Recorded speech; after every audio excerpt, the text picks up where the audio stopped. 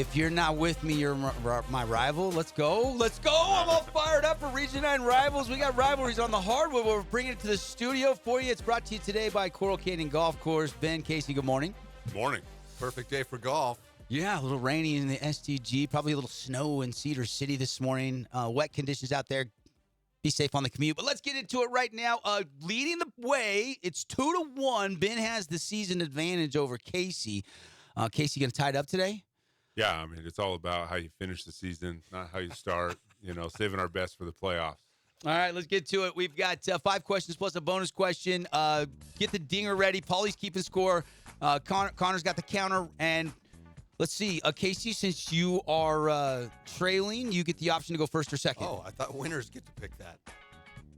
Next week. I'll go first. Okay, Yeah, Kasey will go this first. First one's an easy one. All right. At 9-0, what is the percentage with 3 games left? The Dixie Flyers go undefeated. 100%. And I think I said that a few weeks ago. So, I probably should get a couple bonus points for that. For I it think we checked the still clock. being I true. think he said they wouldn't. We'll fact check that later. No, I think they will. I mean, they have a big test coming up this At Friday. the Jungle. At the Jungle.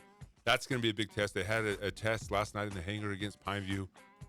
Already played Crimson twice. And so I think we're going to see the Flyers go undefeated in Region 9 and sweep the region title. He's not wrong. He's just not as right as he could be. It's 110% at this point. And that's no offense to the remaining opponents on their schedule. It's just they're not beatable in region right now. And it's because of the way that they're playing. I think early on was the best chance for somebody to sneak up on them. But at this point, their system is so well dialed in. They know how to play through foul trouble. They know how to play through fatigue. They've got their rotation. They have their system. They can make adjustments on defense. They can throw man. They can throw zone. I think they're even underrated looking at the entire state classifications. When you look at the all, through 6A, I think they're a 1 or 2 spot lower than they should be.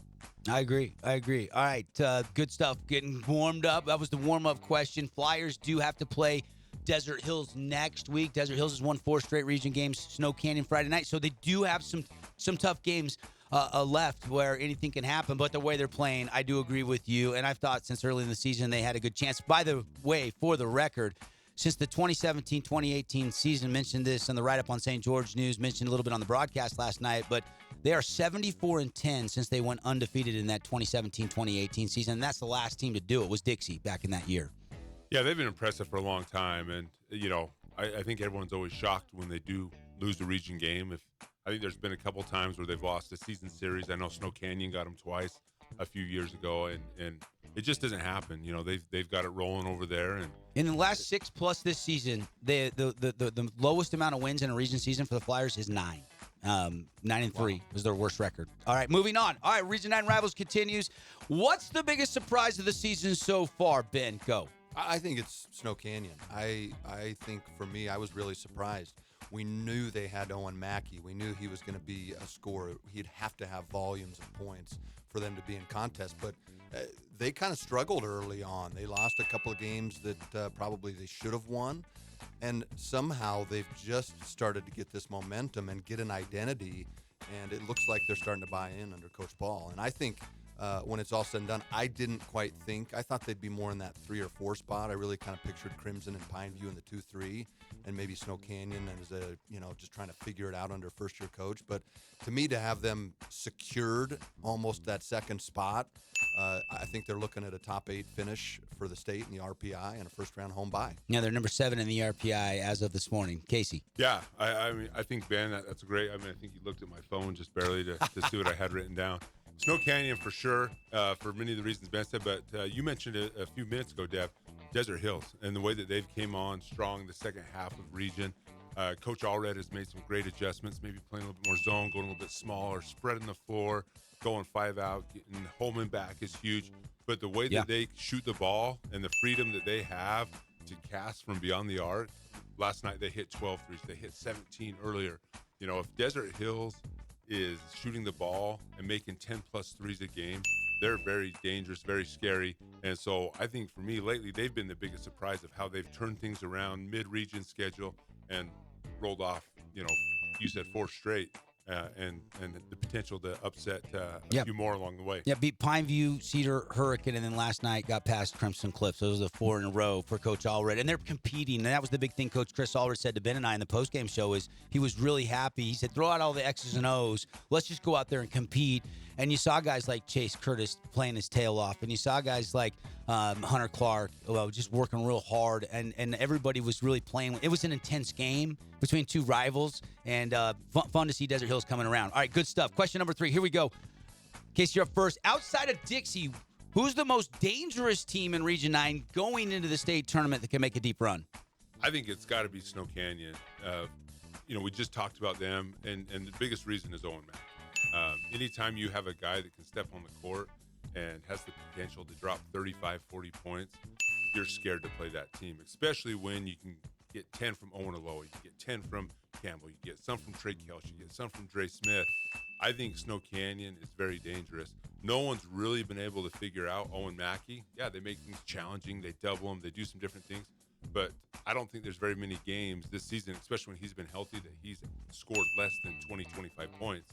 And we see he can go for 38 in a blink of an eye. Yeah, and that 38 performance against Pineview was the first time I saw him go, I want to be the guy. I want to score tonight. Yeah. And they tried to get him the school record. Nick Hammer has it at 40 points, and he had a couple late threes that just were right on line, but I think he just lost his legs in that game. So, Ben, you're up. Most dangerous team. I would have expected Casey to do that. And, I need to do a better job of keeping my notes off the counter here because apparently he's peeking. But it's a good pick, but I'm going to go in a different direction. I'm going to say the team that we covered last night, Desert Hills. I think when you have a team that can shoot the three that well, when you have a shot maker like Eli Allred, who, not a guy that takes 2 or 3 tough ones, takes 7 or 8 tough ones, and is able to hit at a 40-45% clip on those. And so really impressive there. But the most dangerous part about them is how hard they play. Second most is how many threes they make. And that it really is the great equalizer. At every level, NBA, college, high school, you're seeing how deadly the three-point shot is. They shoot them in transition. They shoot them in a zone. They shoot them in man. They get dribble penetration and kickouts. They know how to find guys, and almost all of those perimeter players can shoot them. Jackson Holman goes 5 of 5 last night for 13. Eli Allred had 4, I think, last night. Ben Chase had 2 or 3. When you got teams that can make 10+ threes in a high school basketball game in 32 minutes, it's too dangerous. It kind of reminds me of BYU, though, right? Like they when they shoot the three well, they're winning Big 12 games, even on the road. When they're off, they're losing those games. But that does make them dangerous. Both you guys, great answers. Casey goes Snow Canyon. Ben goes with Desert Hills with the state tournament looming. First-round games, if you don't earn a top 8 seed in a bye, will be on February 21st. So we're less than 2 weeks away from the playoffs. All right, moving on. Here we go. This one's going to be interesting, and we could get some variety here. Everyone loves offense. We're talking a lot of offense here, but give me your top 5 players in Region 9 that you should think that would be named to the all-defensive team after the region season is over. Let's see. Ben, you're up first. Okay, yeah, I'm going to go with the biggest guy first, which is Sean Feltz. You just have to be aware of him, and he gets so many easy blocks. I think people are surprised by literally his size and length. And then I'll skip all the way back to the guard. I think a guy that really is underrated is a guy like Jordan Roberts, not because of his athleticism or size or he's a quick guard, don't get me wrong, and has good anticipation, but he's that floor general. He knows how to direct the team defense, and he's good on ball. He knows how to play to his spots. He has little reach around moves and things like that, kind of the old man D where you can kind of the Olay and then you flip it out to your teammate and get the fast break started. And then I'll go a guy that I think is on his way back right now, which is Scoop Johnson. We saw him last night warming up on the court. I'm going to give him a little more credit because of how tough he is on ball, and I think he'll be back next week. For the last 2 weeks of the season. And then you go to a guy like Owen Mackey, who, we talk about his offense, but my goodness, his length, his intelligence on the court, he gets deflections, he gets tips, and he is deadly in their zone because he's so smart. And then I'd wrap it up with a guy like Trevor Taylor. Trevor Taylor, an underrated defender, along with being an underrated passer. Yeah. But he's a little bit of a floor general, too. Always seems to be in the right spot, good anticipation. Not certainly the most athletic guy in the league, but certainly a guy that knows where to be at the right time. Good five. Casey, you're 5. Here we go. Yeah, I think the only one that I have that duplicates is Owen Mackey. I think you got to start there with him. Defensively, tip steals, but also how well he rebounds the ball. I mean, that's a huge part of defending. 28-6 last night. Is being able to rebound, right? I know it gets mentioned a lot in our broadcast, right? Teams work so hard and then they give up an offensive rebound. Being able to secure that defensive rebound is huge. The other guy I think that goes right along that is Logan Whitehour. I think he goes a little bit underrated on that Dixie team. You know, we've talked about him offensively, but defensively, he is a bound hound, right? He is getting after those rebounds, chases him down. One more Dixie guy I'm going to throw in there is Damon Myers, right? Just the chaos that he creates, tips, steals, loose balls, diving on the floor. He does a great job. The Bulldog, right? Trey Kelsch out at Snow Canyon for his on-ball defense. He does a great job. And, you know, he's guarding guys like, you know, Jordan Roberts. He's guarding guys like Trey Holbrook, Nash Schroeder, all those guys. He's doing a good job of picking up full court. And then the last one I'm going to throw on there is Stockton Albrecht from Cedar. He's the one guy that I've seen give Jordan some issues, right? Got a couple of steals on him, picking him up full court, and he is just an energizer bunny. Doesn't run out of energy. He just goes and goes and goes and plays at a very, very high effort level. You know, it's funny because in past years we've done our high school all-star game, and if you start thinking about, like, who would be the senior all-stars in this region, you can probably go 12, 13 deep and have one of the best all-star teams we've ever seen. You got Roberts and Lemke and Whitehour, and where do you stop with Dixie's lineup? You got Mackey over there. You got Nash and Griffin Shepard at Pineview. You throw in a Caleb Jackman. You look at the seniors at Crimson Cliffs with a Sean Feltz, and maybe you pick another one there. I mean, you got a Kreitzer up at Cedar. Yeah. I mean, this could be a really good top 10, top 12 high school all-star senior class this year. All right, moving on. Paulie, do we have an update? You guys want an update or you want to keep going? You want to go blind? Let's go blind. All right, let's go We're blind. going blind. Let's go blind. All right. All right, here we go. Moving on. Question number Don't want Ben to know how bad he's down right now. You know? Five. Question 5. What's been the biggest upset? So nobody's beaten Dixie. So what has been the next biggest upset so far in region action? I think we saw it last night. Desert Hills versus Crimson. Being at Desert Hills, obviously that gives you an advantage. But I think that was a huge game for both teams. Region standings, RPI, and for Desert Hills to keep their winning streak going. And it didn't provide Crimson the opportunity to have consistency that they've kind of fought to find all season long.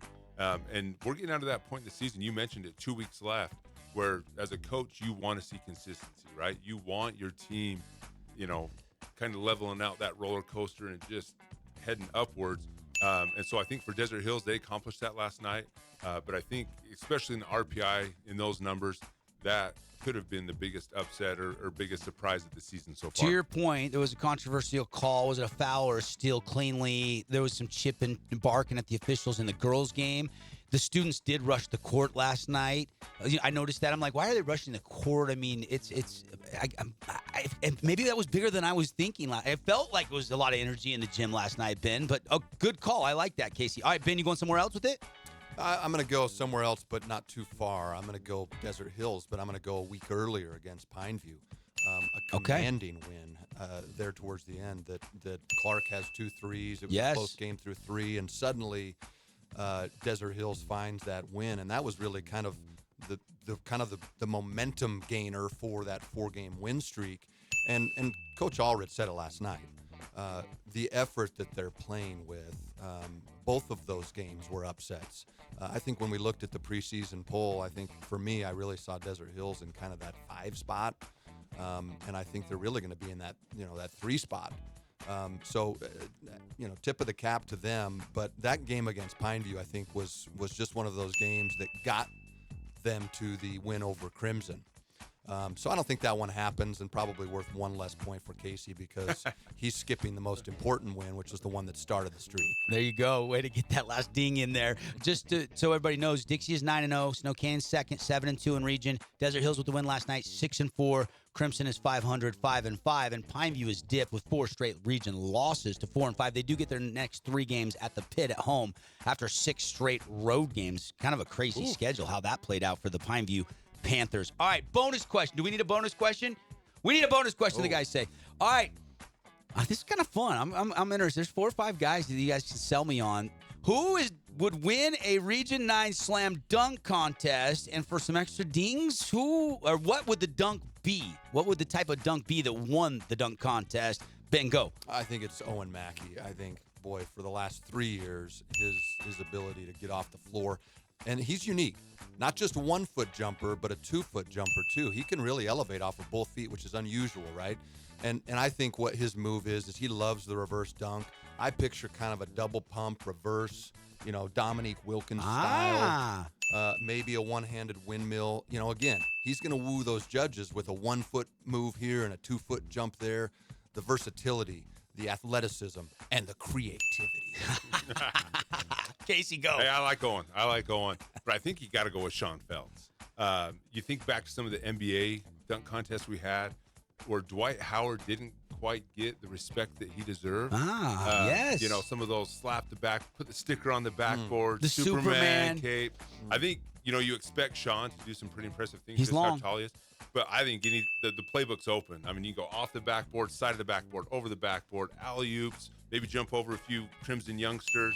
I think it's pull the Kia in the gym. I think the playbook is open for Sean Phelps to bring the house down. All right. Other acceptable answers I think that would be in contention. Probably Eli Allred. He's had a lot of dunks in game lately. Maybe Jackman out at Hurricane could get in the mix a little bit and get into the semifinals or something. And then I think Lemke with the power could probably do enough to impress the judges. He'd have to shatter the backboard. Shatter the backboard? I think, Yeah. I think those other guys can put a I little. guess I flair didn't on it. understand the question. I didn't realize we were allowed to bring Kias into the gym and stickers and Superman costumes. I didn't realize that. He said what? I thought this the was a high playbook's school open. dunk contest, not a theoretical, Space Jam dunk contest.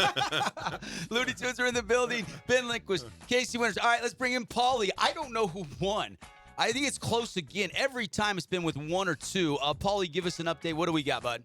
So we've got a really tight one here in our 4th edition of Region 9 Rivals. With that Space Jam comment at the end, Connor gave Ben an extra point. He's going to edge Casey 32-31. Oh, my goodness. An It was a barn overtime burner. buzzer beater. Listeners, you're as surprised as I am. I thought this was a blowout heading into the 4th quarter. Yeah, look, I don't stay know humble. what Stay happened. humble, right? Hey. I mean, you just, you don't look at the scoreboard. You just play your game. That's my You guys philosophy. can email Devin Dixon for any Discrepancies. recounts, discrepancies. I did think the buzzer got stuck a couple times on Casey's. Again, we're going to have to check into that. Maybe the IT can check into that this weekend. If you're not with me, you're my rival. Brought to you by Coral Canyon Golf Course. And as soon as the rain lifts, get your tee time 688-1700. They got $85 special. Range balls, 18 holes. Go see the reroute. They flip the 9s. They've got the old number 1 is now a par 4. Number 7 is now a par 5. 688-1700. Get your tee times at Coral Canyon Golf Course. It's fantastic. Before I let you guys go, give me a Super Bowl pick. I won't talk to you guys on air again before the big game on Sunday. Ben, I know we're going to be watching the game together. Who you got? I got the Chiefs. Okay. I got the Chiefs. I want the Niners to win, but I got the Chiefs. All right, Casey, who you picking? Niners. Niners. It's Oh, going he to just happen. tied it. He just tied Yeah. it. Maybe a little It's side gonna bet. be- Maybe a little side there bet we go. here. A few extra points for carry over for next week.